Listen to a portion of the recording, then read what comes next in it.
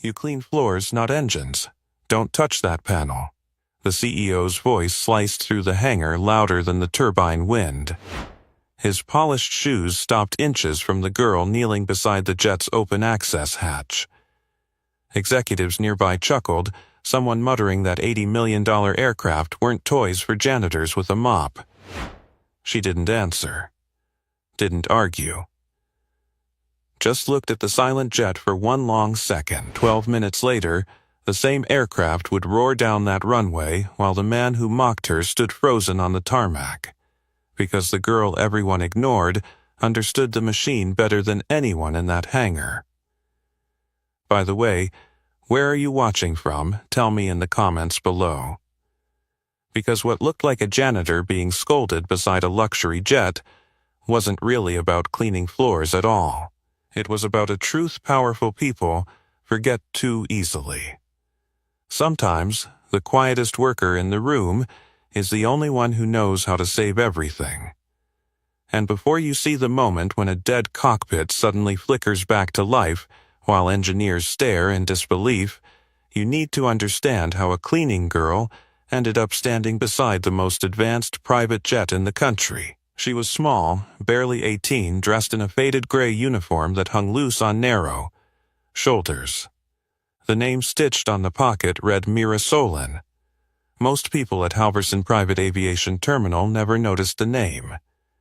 They noticed the mop, the bucket, the quiet way she moved along polished hangar floors while billionaires arrived in tinted SUVs. But the girl noticed everything.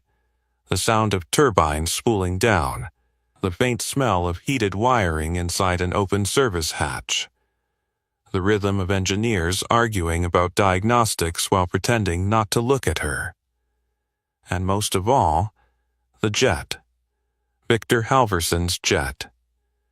It stood at the center of the hangar like a polished monument to wealth, its silver body reflecting the long rows of fluorescent lights above. To everyone else, it was a symbol of power. To the girl holding the mop, it was something else entirely. A machine, a system, something that could break. Her gloved fingers had hovered near the exposed avionics panel for less than 3 seconds, just long enough to recognize the layout. Just long enough for the CEO to see her. "Hey," Halverson snapped again, irritation thick in his voice. "Did you hear what I said?" She stood slowly, calm, unshakable. "I heard you," the girl said quietly. The executives expected an apology, maybe embarrassment. Instead, she simply stepped back from the aircraft and picked up her mop again, as if his anger had nothing to do with her. That calm unsettled him. Powerful men like Victor Halverson were used to reactions. Fear, nervous laughter, quick apologies. But the janitor gave him none of those. She just moved aside and watched. Outside the hangar doors, the evening sky glowed a deep orange as the sun dipped behind distant runways. The air carried the distant howl of departing aircraft and the sharp scent of aviation fuel. A convoy of black SUVs rolled toward the jet. Security opened doors. Assistants rushed forward. Halverson's flight was already late, and tonight's passengers weren't ordinary clients. A pediatric surgeon stepped out of the second vehicle, clutching a small medical bag.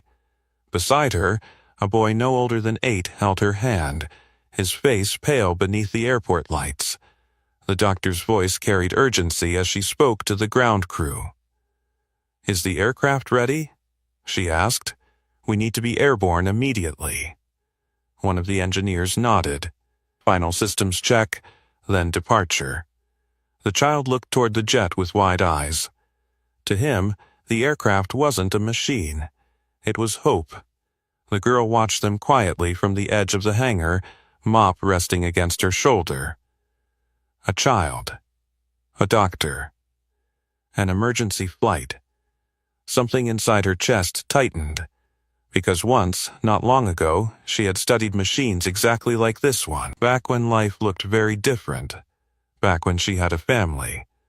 Back when her world wasn't measured by janitor shifts and rented rooms above a laundromat. A mechanic closed the avionics panel she'd been examining earlier and secured the hatch. System check complete, he called toward the cockpit ladder. Halverson clapped once impatiently. Good, let's move. Executives began boarding. The doctor guided the boy up the stairs carefully. Inside the cockpit, engineers powered up the aircraft's systems. Lights flickered across the instrument panels. Then, silence. The cockpit screens went dark. A sharp alarm chirped once, then stopped. One of the engineers frowned. That's odd. He flipped a switch. Nothing. Another technician leaned into the panel. What just happened? Outside, Halverson crossed his arms. Well? He barked. The engineer's voice drifted down from the cockpit. Avionics just shut down. The hangar fell quiet. Halverson's expression hardened. You're telling me my jet doesn't work? The engineers scrambled, pulling diagnostic tablets and opening panels again. Inside the cabin, the doctor's anxious voice rose. How long will this take? No one answered. The boy sat silently beside the window, small fingers gripping the armrest. Across the hangar floor, the girl with the mop watched the cockpit screens through the open door. Her eyes narrowed slightly. Because the pattern of failure looked familiar, very familiar. And somewhere deep inside her memory, a lecture hall, a professor's voice, and a simulation warning echoed back to life. She set the mop down. Slowly, then took a step toward the jet. The girl took another quiet step toward the jet. Inside the cockpit, engineers were already speaking faster now, the calm confidence from earlier dissolving into sharp confusion. Tablets flickered with diagnostic readouts, and one technician tapped the side of the avionics panel as if the machine might respond to irritation. That's impossible, Jonas Pritchard muttered, squinting at the display. The system just rebooted itself into a dead loop. Victor Halverson's voice rose from the hangar floor. To find dead loop, Jonas leaned out of the cockpit door. The flight computers won't complete startup. Something in the avionics network is blocking initialization. Halverson exhaled sharply through his nose. Fix it. We're trying. The girl stopped beside the service ladder, eyes lifted toward the dark cockpit screens. The smell of warm wiring drifted faintly through the open hatch. Beneath it, something else, barely noticeable unless you knew machines well. A faint electrical rhythm. Not failure. Conflict. Jonas turned to another engineer. Pull the secondary diagnostics. The younger technician connected a tablet into the auxiliary port. The screen flashed error after error. Sensor conflict, flight computer restart, system lock. Why would the sensors fight each other? The technician asked. Jonas rubbed his temple. They shouldn't. The girl shifted her weight quietly, watching the lines of code scrolling across the tablet. Her voice came soft. Because they're listening to the same signal twice, the two engineers froze. Jonas looked down from the cockpit ladder. For a moment he didn't recognize who had spoken. Then he saw the gray cleaning uniform. You again, he said. Halverson turned, irritation already rising in his expression. Didn't I tell you to stay away from the aircraft? The girl didn't flinch. Her eyes remained on the cockpit instruments. The left sensor array, she said calmly. It's feeding duplicate data into the avionics bus. Jonas blinked. That's not possible. She pointed toward the underside access panel. The harness under the diagnostic port. The younger engineer frowned. That's just a sensor relay, not when it loops back through the auxiliary channel. Silence settled across the hangar. Halverson laughed once. A short, disbelieving sound. You're diagnosing my jet now? He said. With a mop in your hand? The executive standing behind him chuckled politely. The girl lowered her gaze. Not embarrassed, just patient. Jonas hesitated. because the explanation, impossible as it sounded, matched the error pattern on his tablet almost exactly. He shook his head anyway. "Look," he said, climbing down the ladder, "I appreciate enthusiasm, but this is a very advanced aircraft." The girl nodded once. "I know." Halverson spread his arms dramatically toward the jet. "Exactly. Which is why we pay actual engineers to deal with it." The doctor's voice drifted from inside the cabin. "Excuse me," she called anxiously, appearing at the aircraft door. "How long will this take?" Jonas hesitated. "We're still diagnosing the issue." Her eyes flicked toward the boy sitting behind her. He looked smaller now, pale beneath the cabin lights. "We don't have hours," she said quietly. Halverson stepped forward quickly, smoothing his jacket as if the delay were merely an inconvenience. "Doctor, relax. My team handles problems like this every day." Behind him, the engineers exchanged uneasy glances. Because they didn't, not this kind. The tablet chimed again, another failed reboot. Jonas stared at the screen, system still locked. The girl spoke again. "If you disconnect the sensor harness for 3 seconds, the flight computer will restart clean." Halverson spun around. "Enough." His voice echoed through the hangar. "You've already crossed the line once touching my aircraft." He stepped closer, towering over her. "I'm not about to take technical advice from someone who scrubs hangar floors." The girl met his gaze calmly. She didn't argue, didn't defend herself. Just said quietly, "It will work." Halverson laughed again. "Of course it will." He turned back toward the engineers. "Are we seriously still standing here listening to this?" Jonas hesitated, because the error codes on his tablet were now repeating in a pattern. Exactly the pattern she had described. Duplicate sensor input. Auxiliary loop conflict. He frowned slightly. The younger engineer noticed. "You don't think she's—" "No," Jonas said quickly. But the doubt had already entered the room. Across the hangar, the boy inside the jet shifted weakly in his seat. The doctor watched the delay with tightening worry. The girl glanced toward the aircraft door. Her expression softened for a moment. Then she looked back at the cockpit screens. The flicker of dead avionics. The looping errors. The exact failure mode she had once studied in a simulation lab thousands of miles away. A professor's voice echoed faintly in memory. Rare, but catastrophic if ignored. Jonas sighed heavily. "Run the diagnostics again," he told the technician. The tablet beeped. Same result. Halverson's patience snapped. "I'm done waiting," he said sharply. "Call another engineering team. They're 40 minutes away," Jonas replied. Halverson swore under his breath. Inside the cabin, the doctor leaned against the doorway. "We don't have 40 minutes." No one spoke. The silence stretched across the hangar like tension before a storm. Then the girl stepped closer to the ladder. "If you want the jet flying tonight," she said quietly, "you'll need to reset the sensor loop." Halverson's jaw tightened. Jonas stared at her. And somewhere deep inside his professional pride, a small, uncomfortable thought formed. What if she wasn't guessing? Jonas Pritchard didn't answer the question forming in his own mind. Instead, he stared down at the tablet again, as if the screen might prove the girl wrong by sheer stubbornness. The diagnostic loop continued flashing the same warning every few seconds. Sensor conflict. Flight computer restart. System lock. The repetition was starting to feel personal. Behind him, Victor Halverson's patience was thinning like ice under heavy boots. "Well?" the CEO demanded.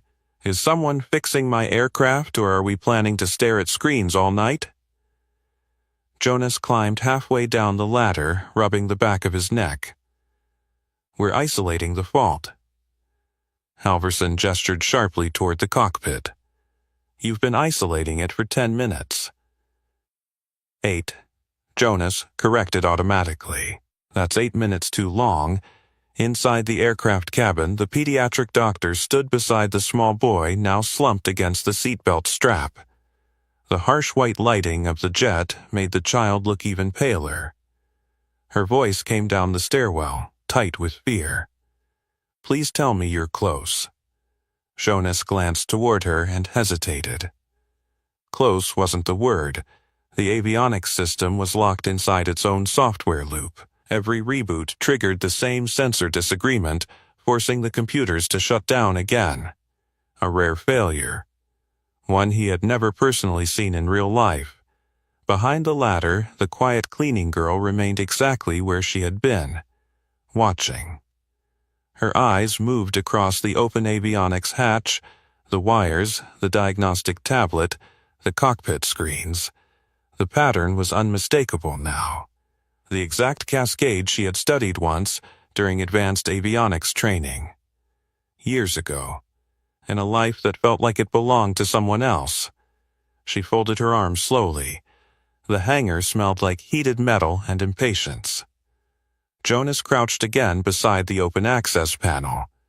"Try isolating the primary sensor array," he told the younger technician. The man nodded and began unplugging connectors. The tablet chirped. Another reboot attempt. Another failure. The screen flashed red, system lock. Jonas sighed heavily. Halverson's shoes clicked sharply across the hangar floor as he approached the aircraft. "Explain something to me," the CEO said. Jonas looked up. "Why is my jet the only thing in this hangar that apparently doesn't work?" The engineer chose his words carefully. Modern aircraft are extremely complex systems. Halverson stared at him. That wasn't an explanation. Jonas gestured toward the avionics compartment. "We're dealing with a software loop inside the flight computer network, and until we isolate which sensor triggered it, the aircraft won't complete startup." Halverson crossed his arms. "So isolate it, we're trying." Behind them, the girl spoke quietly again. "You won't find it there." Every head turned. Jonas stared down at her from the ladder. "What?" She stepped closer to the open hatch, pointing toward the underside of the avionics rack. "The auxiliary harness is feeding duplicate signals back into the system." Jonas frowned. "That harness only carries backup telemetry. It loops through the diagnostic port," she said. The younger technician glanced at his tablet again. "Actually," he said slowly. Jonas looked over. The engineer pointed at the diagnostic log. 2 of the sensors are reporting identical timestamps. Jonas blinked. "That's impossible." The girl tilted her head slightly. "Not if the loop runs through the auxiliary channel." Halverson laughed again, louder this time. "Oh, this is unbelievable." He looked around the hangar. "My engineering team is now taking advice from the janitorial department." The executives behind him shifted awkwardly. But Jonas wasn't laughing. He leaned down toward the harness she had pointed at. The cable ran beneath the avionics tray, partially hidden behind a bundle of connectors. He pulled the line gently. The diagnostic tablet beeped. The younger engineer stared at the screen. "Wait." Jonas froze. "What?" The man turned the tablet so Jonas could see. The error pattern had changed, not fixed, but different. The duplicate sensor conflict disappeared for half a second before the system locked again. Jonas slowly looked down at the girl. "You've seen this before." She didn't answer immediately. Instead, she studied the wiring again, eyes narrowing. "Yes," she said softly. Halverson threw his hands into the air. "Of course she has." He stepped forward, voice dripping sarcasm. "What's next? The mop bucket contains spare jet engines?" The girl ignored him. Her focus stayed on the avionics rack. "Disconnect the harness," she said. Jonas hesitated. "For how long?" 3 seconds. The younger engineer frowned. "That would reset the sensor bus." Jonas looked between them. "You're suggesting a manual reset?" She nodded once. The hangar fell quiet again. Because manual overrides weren't common. They were used when every automated system failed. Halverson shook his head slowly. You're not seriously considering this? Jonas didn't answer. Instead, he looked at the child sitting inside the aircraft cabin. The boy's head rested weakly against the seat. The doctor knelt beside him, whispering reassurance. Then Jonas looked back at the silent avionics panel. The looping errors, the harness, and the quiet girl who seemed far too confident for someone holding a janitor's mop 10 minutes earlier. "What happens if we try it?" he asked her. She met his eyes. "The computers reboot clean, and if you're wrong..." She shrugged lightly. "Then you're still exactly where you are now." Halverson scoffed. "This is ridiculous." Jonas slowly reached for the harness. Because somewhere deep inside his engineer's instinct, the impossible explanation was starting to make sense. And the only person in the hangar who seemed absolutely certain was the girl they had just mocked. Jonas Pritchard held the cable in his hand, the thin bundle of insulated wires suddenly feeling heavier than it should. 3 seconds, that was all the girl had said. 3 seconds without the auxiliary harness feeding data into the avionics bus. In theory, it would force the flight computers to rebuild their sensor network from scratch. In reality, it could trigger a deeper system crash. The younger engineer watched him carefully. "You thinking about it?" Jonas didn't answer immediately. He looked down toward the hangar floor where the cleaning girl stood quietly beside the ladder. Her gray uniform blended into the industrial shadows, but her posture remained steady, almost patient. Victor Halverson's voice cut through the silence again. "You're not actually listening to her." Jonas exhaled slowly. "I'm considering an option." Halverson threw up his hands. "Your option is the janitor?" Behind him, several executives shifted uncomfortably, pretending to study their phones while tension thickened in the air. Jonas turned back to the avionics rack. Her explanation matches the error pattern. Halverson laughed sharply. She pointed at a wire. She described the loop structure correctly. "And you're impressed by that?" Jonas's patience finally thinned. "This isn't about being impressed." The CEO leaned closer. "Then what is it about?" Jonas gestured toward the cockpit screens, still dead and silent. "It's about the fact that nothing else we've tried has worked." That answer hung in the air longer than anyone expected. Because it was true. Halverson looked past him toward the aircraft cabin where the doctor waited beside the small boy. The child's breathing had grown shallow, uneven. The doctor met the CEO's eyes from the doorway. "We can't keep waiting." Her voice wasn't angry, just desperate. Halverson turned back to Jonas, jaw tightening. "Fix the jet, that's what I'm trying to do, then do it." Jonas glanced again at the cable in his hand. 3 seconds. He looked down the ladder. The girl hadn't moved. "You're certain?" he asked her quietly. Her gaze lifted toward the avionics rack. "The sensor loop resets if the harness disconnects." "You sound very confident. I've seen the failure before." Halverson snorted. "Of course she has." He paced across the hangar floor, voice rising again.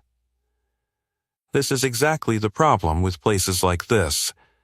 Everyone suddenly becomes an expert when something breaks." The girl said nothing. Her calm seemed to irritate him more than defiance would have. Jonas watched her for another moment. No arrogance, no hesitation, just quiet certainty. He turned back toward the avionics rack. "All right," he muttered. The younger engineer blinked. "You're serious?" Jonas nodded once. "We've already isolated every other sensor, and if this fries the system?" Jonas shrugged lightly. "Then we'll still have a broken aircraft." Halverson stepped closer again. "I don't recall approving experimental repairs suggested by the cleaning staff." Jonas looked down at him from the ladder. "With respect, sir, the aircraft already isn't flying." Halverson's mouth tightened. Inside the cabin, the doctor whispered something to the boy, brushing his hair gently from his forehead. The child looked out the window toward the hangar lights, eyes dull with exhaustion.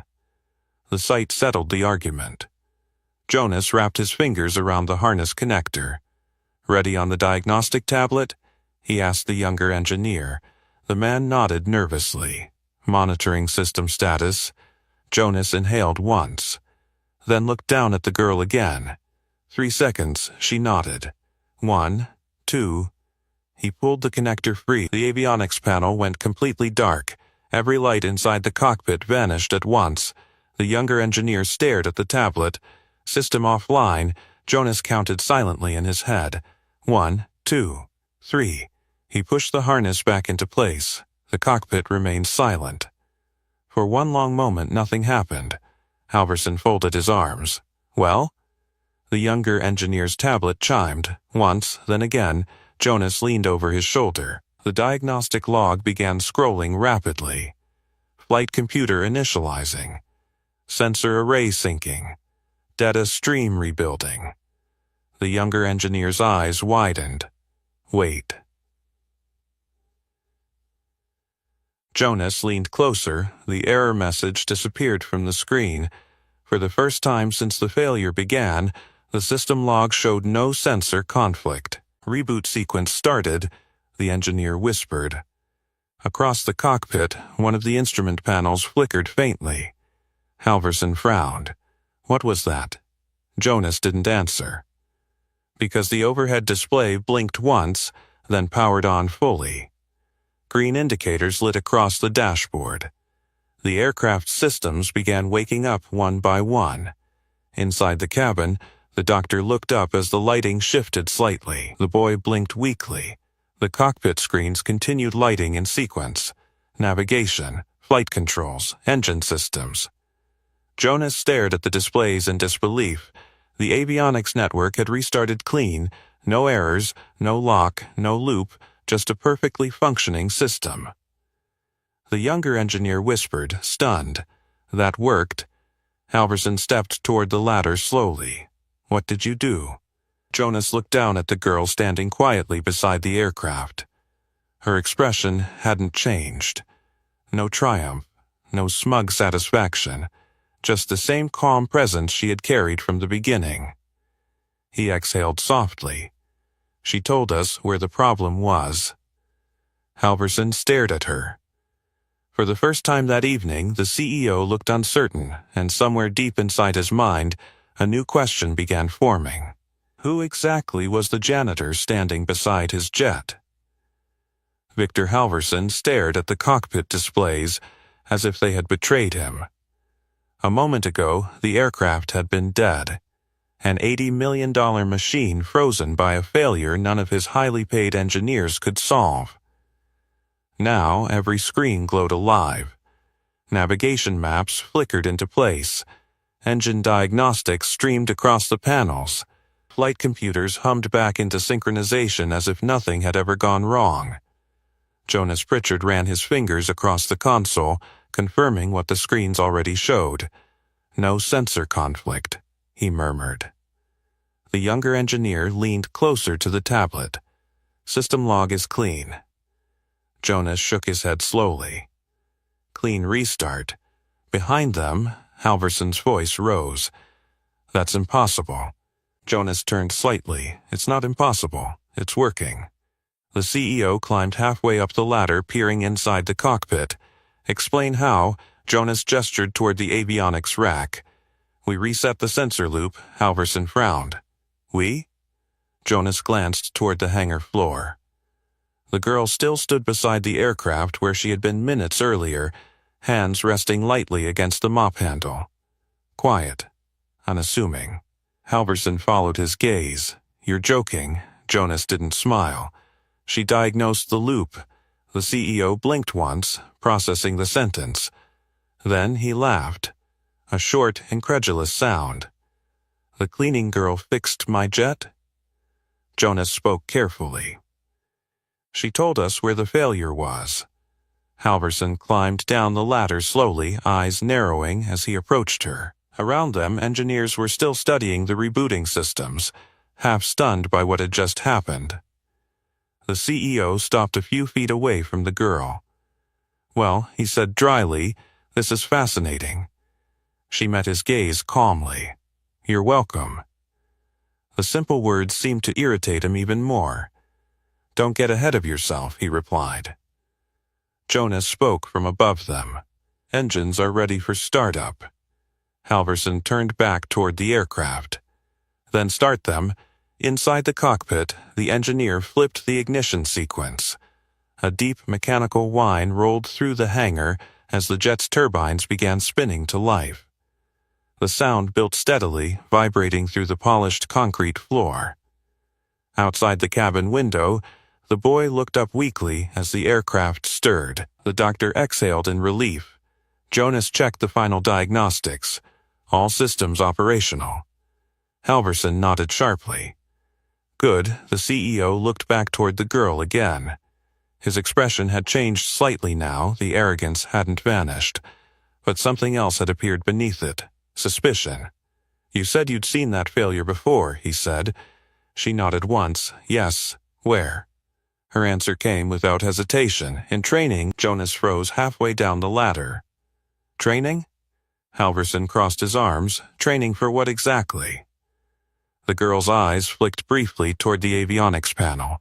Advanced avionics systems. The engineers exchanged glances. Jonas climbed the last few steps down the ladder, curiosity now overtaking his earlier doubt. "That's not something you pick up casually." "No," she agreed. Halverson tilted his head. "So let me understand this," he said slowly. "You studied avionics, yes. Advanced avionics, yes. And now you clean hangar floors." She shrugged slightly. "Life changes." The CEO stared at her. For the first time that evening, he didn't have a quick reply. Jonas spoke carefully. "Where did you train?" She hesitated. Just for a moment. Then answered. "Helix Aerospace Institute." The name landed in the hangar like a dropped wrench. The younger engineer's eyes widened. "Helix?" Jonas blinked. "That's one of the most competitive engineering programs in the world." Halverson frowned. "You expect me to believe that?" The girl didn't respond. She simply picked up the mop again. Across the cockpit, the final system check chimed. "Flight ready," the engineer announced. Halverson turned back toward the jet. "Then get it moving." Ground crew rushed into motion. The aircraft door began closing. Jonas remained beside the ladder, still watching the girl. "You were serious," he said quietly. She nodded. "Why would someone trained at Helix be working here as a janitor?" Her gaze drifted toward the runway lights outside the hangar doors. "My parents died 3 years ago," she said softly. "No family. No money. No way to finish school." Jonas felt a heavy silence settle around the words. Behind them, the engines roared louder as the jet taxied slowly toward the runway. Halverson paused beside the aircraft stairs before boarding. He looked back once more. At the girl. At the mop. At the hangar floor. Something about the scene clearly unsettled him. "Interesting story," he said finally. Then he stepped into the aircraft. The door sealed shut. Moments later, the jet began rolling toward the runway lights. Jonas watched it disappear down the taxiway. Then he turned back toward the girl. "You didn't even ask for credit," he said. She shrugged lightly. The child needed the plane. Outside, the engine surged. The jet accelerated down the runway, lifting into the darkening sky. Jonas followed the rising aircraft with his eyes, then looked back at the quiet figure beside the hangar wall, and suddenly realized something strange. The girl hadn't once looked surprised that the repair worked. Not even a little. By the way, if you enjoy stories about hidden brilliance and underestimated heroes, make sure you subscribe, because the most powerful moments are still ahead. The roar of the departing jet faded slowly into the evening sky. For a long moment, the hangar stood quiet again. The engineers lingered near the service ladder, still absorbing what had just happened. Diagnostic tablets were lowered. Conversations softened into murmurs. and every so often someone glanced toward the girl standing beside the wall. She had already returned to work. The mop moved across the polished concrete in slow, steady strokes, as if the entire episode had been nothing more than a brief interruption in her shift. Jonas Pritchard leaned against the aircraft ladder and watched her. "You're really just going to keep cleaning?" he asked. She glanced up briefly. "The floor's still dirty." Jonas let out a quiet breath of disbelief. "You reset an avionics cascade that 2 senior engineers couldn't diagnose, and you're worried about footprints." She shrugged slightly. "Someone has to be." Across the hangar, the younger technician approached, still clutching the diagnostic tablet like evidence from a miracle. "That reset shouldn't have worked that smoothly," he said. "It did," Jonas replied. The technician lowered his voice. "You really believe she trained at Helix?" Jonas looked toward the girl again. "I believe she knew exactly what she was doing." The technician frowned. "But Helix Aerospace Institute, that's where companies recruit their top engineers." Jonas nodded slowly. "Exactly." The thought lingered between them. A graduate, or even a trainee, from Helix didn't usually disappear into janitorial work, not unless something had gone very wrong. The girl finished a long sweep of the hangar floor and rinsed the mop in the bucket beside her. The metal wringer squeaked as she twisted it dry. The sound echoed faintly across the vast space. Jonas walked closer. "You knew the exact fault pattern," he said. "Yes. That loop failure, it's not something most engineers see. I studied it." "Recently?" She hesitated. "No." Jonas leaned against the maintenance cart beside her. "How long ago?" 4 years, the answer made him pause. 4 years wasn't long in aviation engineering terms. But it was long enough for knowledge to fade, unless someone had practiced constantly. "You still remember the protocols perfectly," he said. She dipped the mop back into the water. "Some lessons stay with you." Jonas studied her quietly.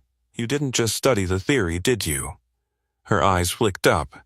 "What do you mean?" "That override sequence," he said. "You knew the timing down to the second." She squeezed the mop again. "The system needs 3 seconds. That's exactly what I'm saying." Jonas folded his arms. "You didn't guess that." She didn't answer.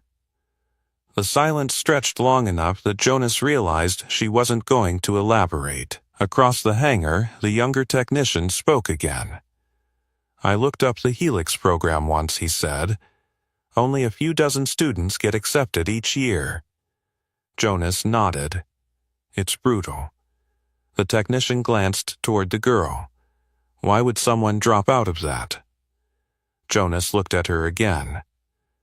"Life changes," he said quietly. She had used those exact words earlier, but now the phrase felt heavier.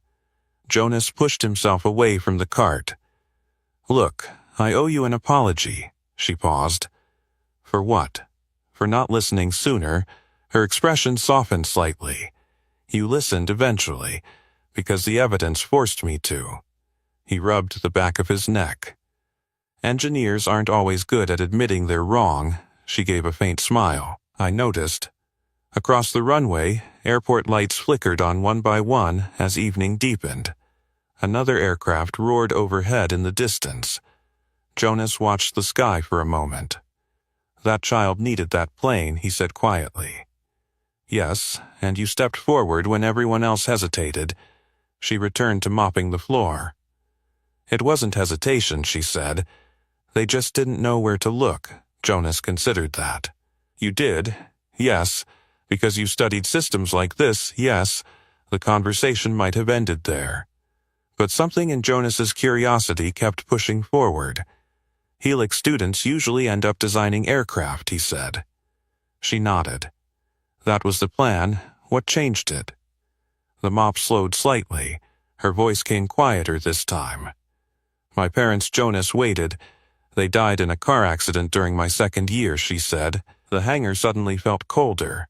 "No insurance," she continued. No family left. Jonas understood immediately. Tuition, housing, survival. Dreams didn't stand a chance against those numbers. "I'm sorry," he said. She gave a small shrug. "Cleaning floors pays rent." Jonas didn't know how to respond to that. Across the hangar doors, a black SUV rolled back onto the tarmac. Jonas frowned. That was quick. The vehicle stopped beside the hangar entrance. The door opened. Victor Halverson stepped out.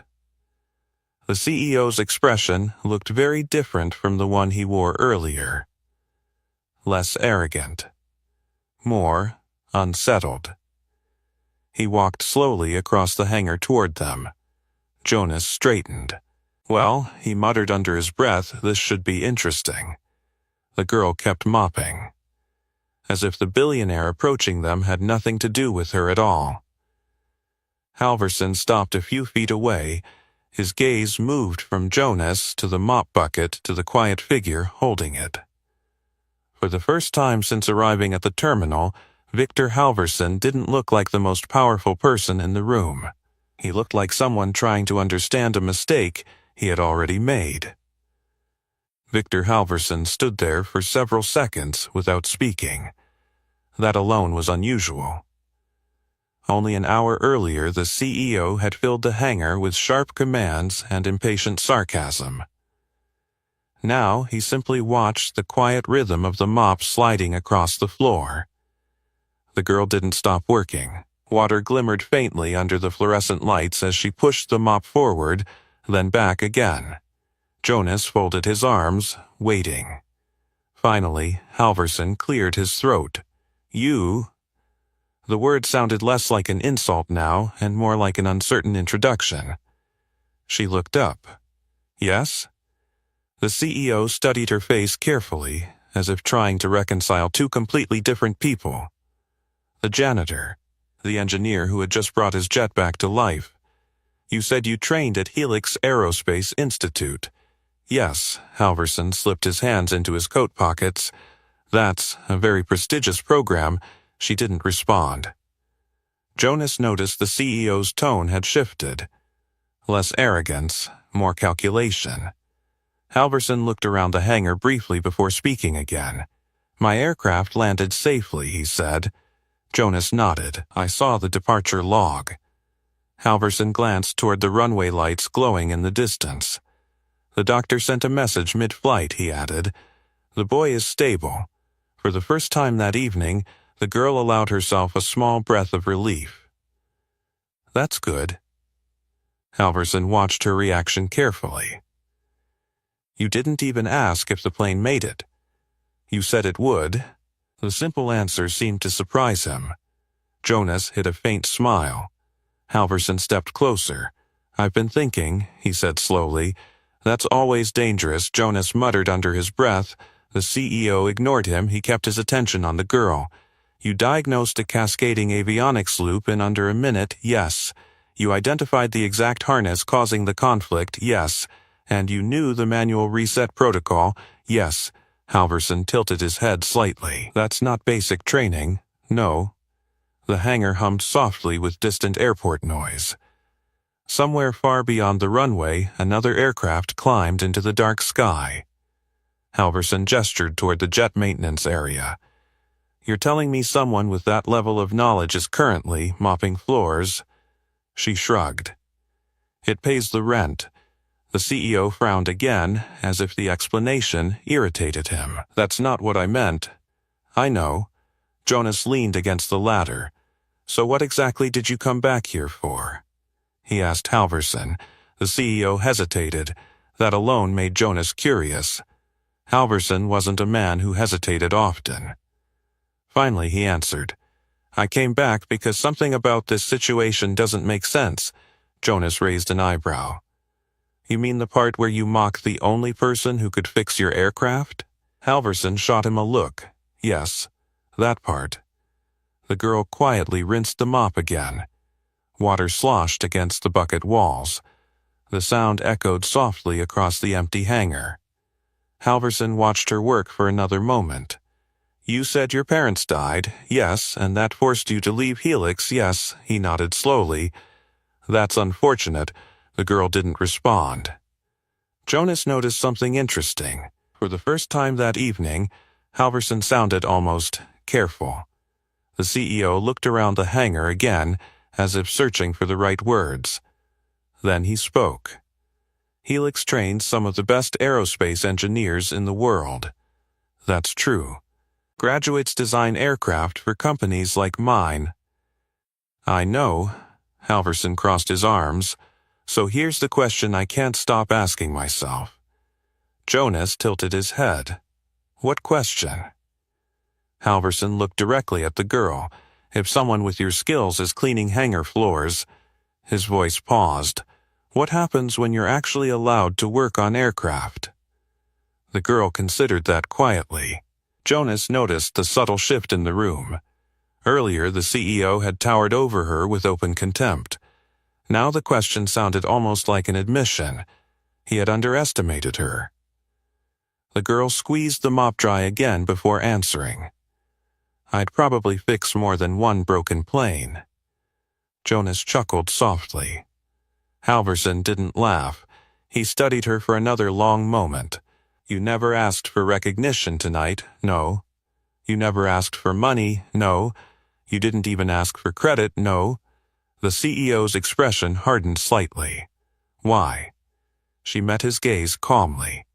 Because the child needed the plane more than I needed anything else. The answer landed heavily in the empty hangar. Jonas saw something shift behind Halverson's eyes. Not arrogance, not suspicion, something quieter. Respect. The CEO turned toward the runway again. Far above them, the faint blinking lights of the departing jet were still visible against the night sky. He watched them for several seconds, then looked back at the girl. I misjudged you, he said. The words sounded unfamiliar in his mouth. Powerful people rarely practice them. The girl simply nodded. Yes. Jonas couldn't help smiling this time. Halverson sighed. I suppose I deserved that. He reached into his coat pocket, then paused. For a brief moment, he seemed unsure how to continue, and that hesitation hinted at something none of them expected. Victor Halverson wasn't finished with this conversation. Not even close. Victor Halverson slowly removed his hand from his coat pocket, but instead of pulling out a phone or a card, he simply rested both hands on his hips. For a moment, he said nothing. The hangar lights hummed overhead, reflecting off polished concrete and the empty space where the jet had stood earlier.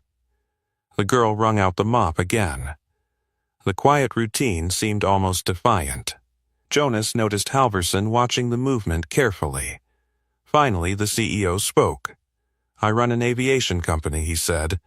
Jonas raised an eyebrow. We're aware. Halverson ignored the remark. My entire business depends on people who understand machines.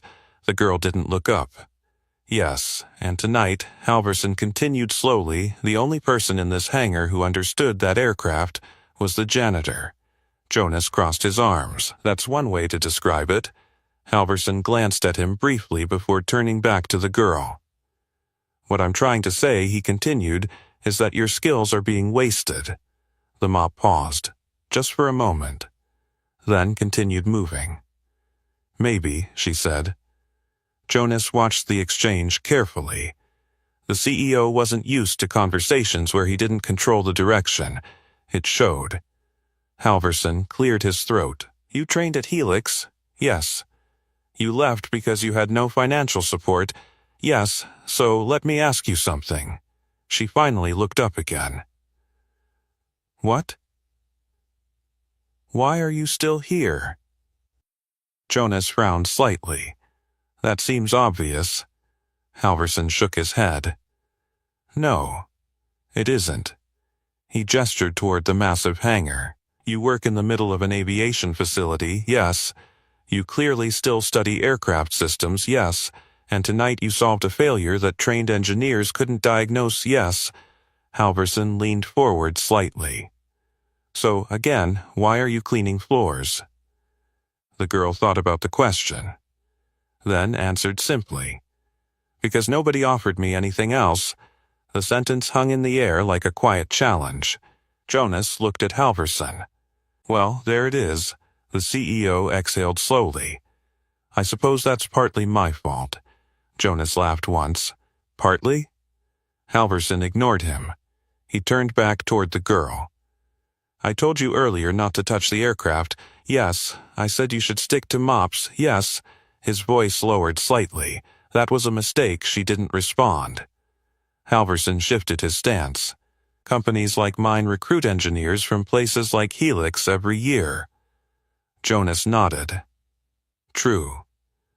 Most of them, Halverson continued, spend months learning the systems before they're trusted with real aircraft. The girl leaned lightly against the mop handle. And you walked up to one of the most advanced private jets in the world. He gestured toward the empty maintenance spot, and fixed it in 12 minutes. Jonas tilted his head. That does sound impressive when you say it out loud. Halverson shot him an annoyed look. Then turned back to the girl again. So here's what I'm trying to decide, he said. What? Whether you're the most overqualified janitor I've ever met. He paused. Or the best engineer I've never hired. The girl studied him quietly. Jonas watched her expression carefully. Most people would have jumped at the opening. But she didn't. Instead, she asked a different question. Why did you come back?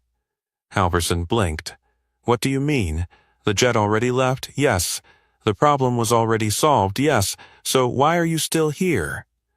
Jonas looked at the CEO curiously. It was a fair question. Halverson hesitated again. That hesitation said more than any answer could. Finally, he spoke. Because I don't like being wrong. Jonas chuckled softly. That's honest. Halverson nodded once. I misjudged you. Yes. And I'd like to correct that. The girl tilted her head slightly. How? Halverson opened his mouth to answer, but the sound of footsteps interrupted him. One of the airport operations managers hurried into the hangar carrying a tablet. Mr. Halverson, the man said quickly. The CEO turned. What is it? The aircraft sent another systems report mid-flight. Halverson frowned. Is something wrong? The manager looked uncertain. No, not exactly. Jonas stepped forward. Let me see. The man handed him the tablet. Jonas scanned the report. Then his eyebrows slowly lifted.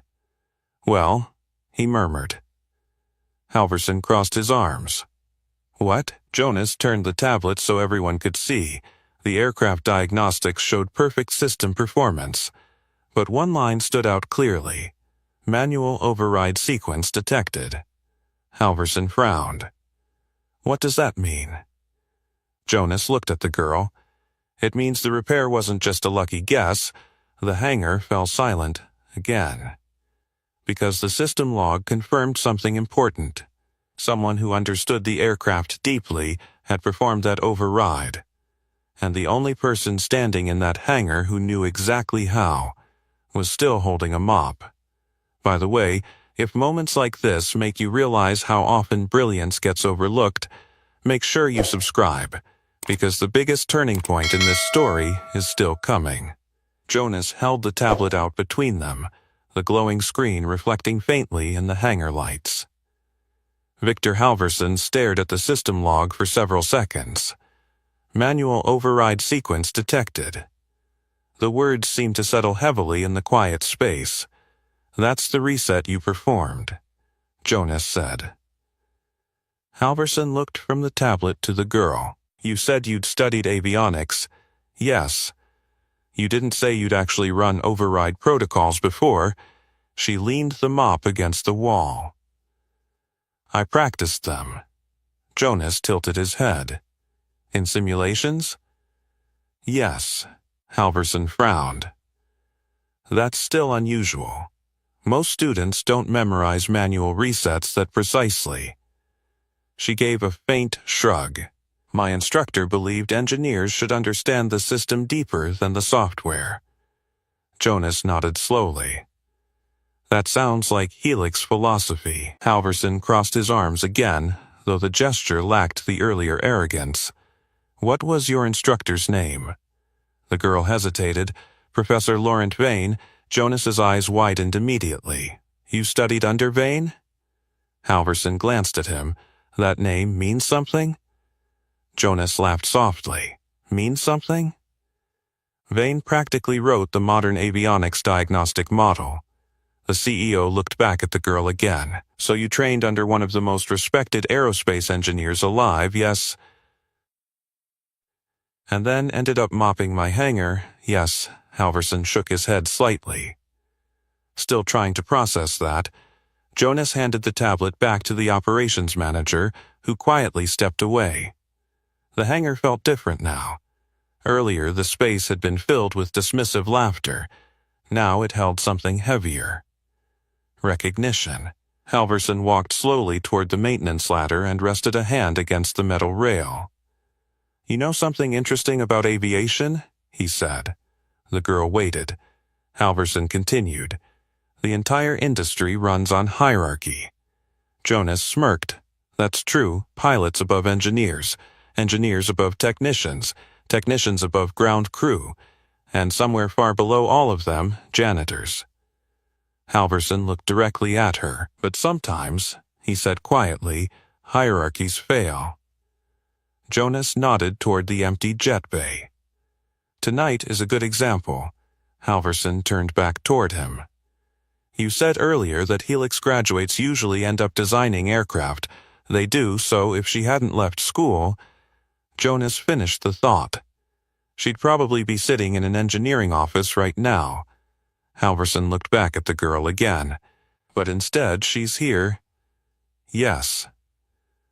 The CEO ran a hand across his chin, clearly thinking through something complicated. Jonas watched him carefully.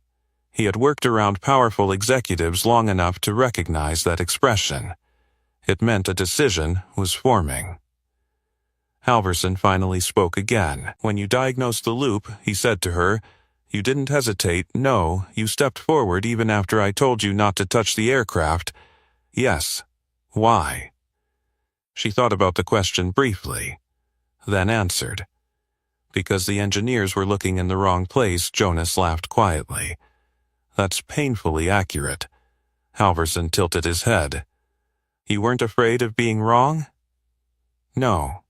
Why not? Her eyes moved toward the runway lights glowing outside the hangar doors. The system behaved exactly like the failure case we studied. Jonas folded his arms. You trusted your training, yes. Halverson took a slow breath. That level of confidence usually comes from experience. She didn't respond. Jonas noticed the silence. You've done more than simulations, haven't you? The girl hesitated, just long enough to confirm the suspicion. A few times, she admitted quietly. Jonas blinked. Where? At Helix. Halverson frowned. They let students work on real systems? Senior trainees do. Jonas shook his head, impressed. That's advanced work. The girl didn't react to the compliment. Halverson stepped away from the ladder and paced slowly across the hangar floor. Jonas watched him.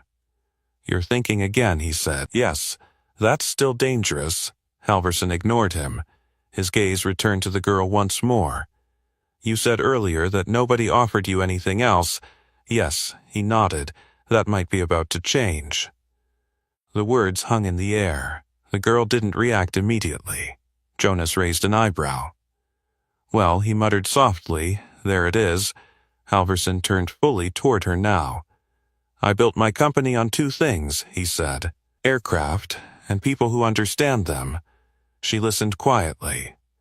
Tonight, he continued, you demonstrated something my engineers couldn't.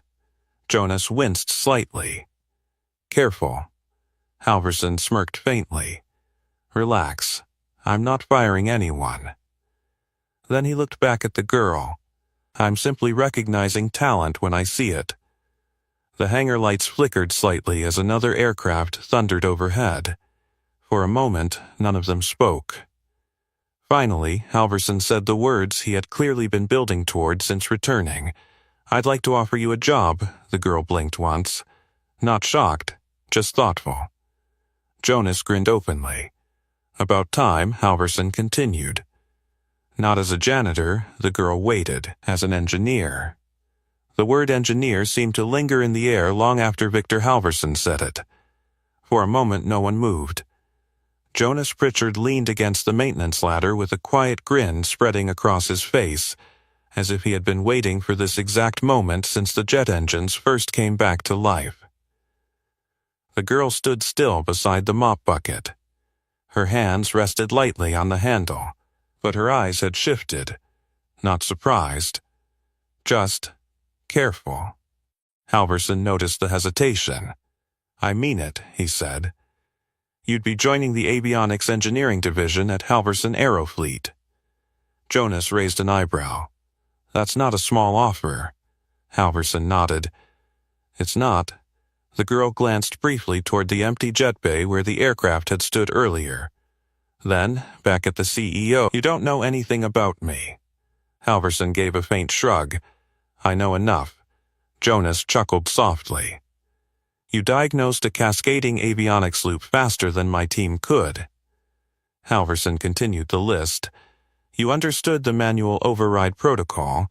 You stayed calm during a critical systems failure, and you cared more about a sick child than about proving yourself right." He crossed his arms. "Those are qualities I value." The girl considered the words carefully. The mop remained upright in her hands like an anchor. Jonas studied her expression. He could almost see the thoughts moving behind her eyes. Opportunity. Responsibility. Risk. Halverson waited. "You'd have full access to our engineering program," the CEO added. "Training resources, mentorship, a salary that actually reflected your skill." Jonas whistled quietly. "That's quite a pitch." Halverson ignored him. His attention stayed on the girl. "Well," the hangar hummed softly with distant airport noise. The girl finally spoke. "I didn't finish Helix," Jonas shrugged. "So, you'd be hiring someone without a degree." Halverson shook his head immediately. "I'd be hiring someone who fixed my aircraft." She remained quiet. Halverson tilted his head slightly. "You think degrees make engineers?" Jonas smirked. "Sometimes they just make paperwork." The girl looked down at the mop bucket. A thin ripple of water shimmered under the fluorescent lights. "Engineering isn't just fixing things," she said. "No," Halverson agreed. "It's responsibility." Jonas nodded. "She's right." Halverson spread his hands slightly. "That's exactly why I'm offering you the job." The girl looked back at him. "Because you think I can handle that responsibility?" "Yes." Her eyes searched his face carefully. "You mocked me an hour ago." Halverson didn't look away. "Yes." "You told me to stick to cleaning floors." "Yes." "You said I shouldn't touch your aircraft." "Yes." Jonas waited for the CEO's response. Halverson inhaled slowly, "And I was wrong." The honesty landed quietly but firmly. The girl studied him for another long moment. Most powerful people struggled to say those words. Victor Halverson had managed it twice tonight. Jonas pushed himself off the ladder. "You know," he said casually, "if you turn this down, I might ask him to hire me again just for the salary." Halverson smirked faintly. "You're already employed." Jonas shrugged. "Worth a try." The joke eased the tension slightly. The girl finally set the mop against the wall. The simple action felt symbolic. A small shift. But an important one. Halverson noticed. "So," he said again, "will you take the job?" She folded her arms gently. "There's one problem." Jonas blinked. "Already?" Halverson frowned slightly. "What problem?" She glanced around the hangar. At the polished floor, the maintenance ladder, the empty jet bay. "I still work here." Halverson looked confused. "That's not a problem. I'm scheduled for another shift tomorrow." Jonas laughed out loud. That's the obstacle? Halverson shook his head slowly. You're worried about a janitor shift? The girl nodded. I gave my supervisor my word. Jonas rubbed his forehead. This might be the first time in aviation history someone delayed an engineering career because of a mop. Halverson stared at her. Then, unexpectedly, he laughed. Not the sarcastic laugh from earlier, a genuine one. Finish the shift, he said. Jonas looked surprised. Seriously? Halverson nodded. Responsibility matters. He turned back to the girl. Report to my engineering office Monday morning. She blinked. Monday? Yes, that's 3 days away, Halverson smiled faintly. Even engineers deserve a weekend. Jonas chuckled. I like this plan. The girl looked down at the mop one more time. Then back at the CEO. All right, she said quietly. I'll be there. Halverson extended his hand. She hesitated only a moment before shaking it. The handshake felt less like a business agreement, and more like the final step in correcting a mistake. Jonas watched the moment carefully. Then glanced toward the runway lights outside the hangar. Somewhere far above them, the jet the girl had repaired continued its flight through the night, carrying a child toward the surgery that might save his life. And down on the hangar floor, the janitor who made that flight possible had just become an engineer. The handshake lasted only a moment. But when their hands separated, the air in the hangar felt different. Not tense. Not uncertain. Just quiet. And settled. Victor Halverson stepped back, adjusting the sleeve of his coat as if the moment had simply been another routine business decision. But Jonas Pritchard knew better. He had worked around powerful executives long enough to recognize when something real had happened. And tonight, something real definitely had. Well, Jonas said lightly, that might be the strangest job interview I've ever witnessed. Halverson smirked. Not exactly how we usually recruit engineers. Jonas nodded toward the mop leaning against the wall. No, most candidates don't start with janitorial equipment. The girl glanced at the mop as well, then quietly picked it up again. Halverson blinked. You're still going to finish the shift? She nodded. I said I would. Jonas laughed softly. You're serious, yes. Halverson watched her begin mopping again, the steady rhythm returning to the hangar floor. You know, the CEO said, most people would have dropped that mop the second they got a job offer. She didn't look up. Most people don't like unfinished work, Jonas grinned. That attitude might explain why she fixed your jet faster than we could. Halverson crossed his arms thoughtfully. I'm starting to see that. For a moment, the three of them stood in silence, listening to the faint hum of airport traffic beyond the hangar doors. Another aircraft passed overhead, its distant roar echoing across the runway lights. Jonas leaned back against the maintenance ladder again. So Monday morning, he said. Halverson nodded. My engineering office. Jonas looked at the girl. You realize what that means, right? She kept mopping. Explain. You'll be working on aircraft systems every day, yes. You'll have access to the full avionics labs, yes. And you'll probably end up fixing mistakes made by people with far more expensive degrees. A faint smile touched her lips.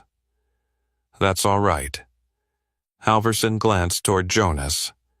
You're enjoying this far too much. Jonas shrugged. I like seeing talent recognized. Halverson looked back at the girl again.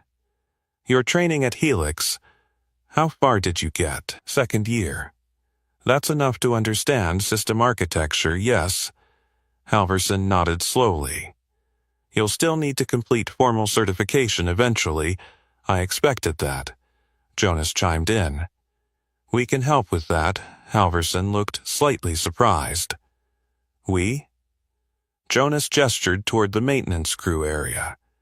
My team trains half the new engineers anyway. The CEO chuckled. That sounds about right. The girl rinsed the mop once more and wrung it dry. The sound echoed faintly across the empty hangar. Halverson watched the motion carefully. "You really don't mind finishing this job tonight?" She shook her head. "No. Why?" The answer came simply. "Because this job helped me stay close to aircraft." Jonas tilted his head. "That's actually pretty smart." She leaned the mop against the bucket again. "Even when I wasn't allowed to work on them, I could still study them." Halverson considered that quietly. "You were waiting?" "Yes." "Waiting for what?" She glanced toward the runway lights outside. "For an opportunity," Jonas folded his arms. "And when the opportunity showed up, you didn't hesitate." "No." Halverson nodded slowly. "That explains a lot."